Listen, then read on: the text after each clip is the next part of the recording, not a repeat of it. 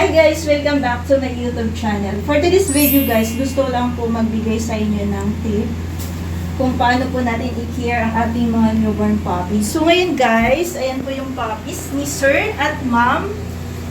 Yan po ay Corgi puppies na napaka-cute. Si Sir at Ma'am, from taga-saan po kayo Ma'am, Sir? QC. Taga QC po. And then ngayon today po, ipipick upin na po ni Sir at ni Ma'am yung kanilang baby puppies. So, ganito guys, para magkaroon po kayo ng idea kung paano po natin ingatan at i-care ang ating mga newborn puppies. About kung bakit, tanungin natin si Sir kung bakit pina-welt ni Sir, ano nangyari, bakit dinala ni Sir sa amin kay Monday Petting Services ang kanyang puppy, para maging aware din po kayo about sour milk. So si Sir ang magkwento. Si Sir, kwento mo nga kung anong nangyari. Hi, so yung first liter ko kasi is nakaproduce ako ng 8 puppies. Yes. Then, pagtapos nun, pinadede namin. Actually, tinanay ko muna yung gatas niya kasi feeling ko parang gigilin yung nipples nila.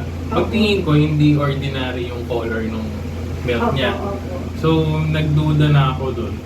Wala, di ko pa alam yung sour milk or ano eh. Pero, kakaiba yung ano niya. Kulay.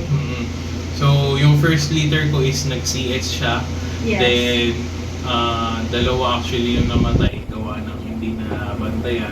Opo. Then yung anim actually malalakas. Yes po. Kaso, yun nga, sabi ko, wag ihalo sa nanay kasi kakasiyes. So, parang, Pinadede. oo, akala ko maano Good. siya. Akala ni Sir good yung... Akala ko, yun nga, okay siya. So, yun, hindi ko alam, binalik pala yung nung nanay, ay nung patulong namin. Yes po. After nun, isa-isa sila nawala. So, yun.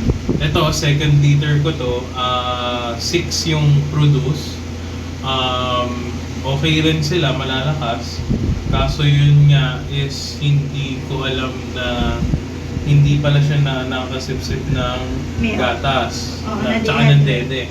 So, nagtanong na ako sa kapatid ko. Sabi ko, maghanap ka ng parang kung may suggest ba siyang sino pwede magbuhay, ganyan. Opo. So, nakita namin sa Facebook si Ma'am, ganyan. Tapos kinausap namin.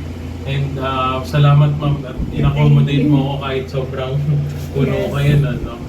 So, yun. 3 sila nung dinala ko dito kasi yung iba wala na. Actually, nanghihina na yung iba noon. Actually, hinang-hina na talaga sila nung dinala ko dito. Di sila ganyan kakulit. Yes. Kasi yung isa, di na talaga umabot. Ayan, yun. Thankful ako kay Ma'am na habol niya yung dalawa. And napaka-cute nila. Yes. Ayun. So, yun. Napakalaga talaga. Napakalaking tulong yung welting center ni Ma'am. Ayan. Thank you, Sir. Thank you po sa tiwala. Yun po, guys. Ingat po tayo sa sour milk. Number 1 yung sinabi ni Sir. Second po, dehydration. Wag po tayong umasa, ang tawag dito, parang akala po natin na nakadede po sila, nakasapo sila, pero hindi po talaga yun. So, possible po talaga na ma-dehydrate po